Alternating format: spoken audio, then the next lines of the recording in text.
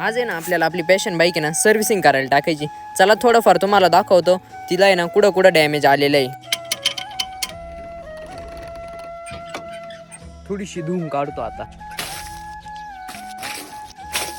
Timing chain बी टाकायची. चला तरीला गॅरेजवर घेऊन जाऊ. ती आईला हे गॅरेजच खोललं नाही अजून. चला तर त्या गॅरेजच्या ओनरला कॉल करतो आणि बोलून घेतो.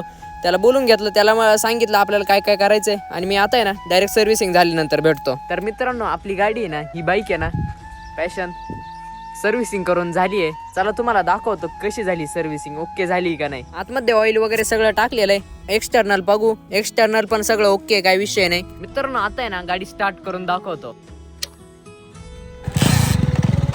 का आवाज चेंज झालाय गाडीचा. आवाज येते तेव्हा व्हायब्रेशन नॉर्मल आहे, नाही तर व्हायब्रेशन देते. मित्रांनो बघा इथं एक इंडिकेटर आहे, या साईड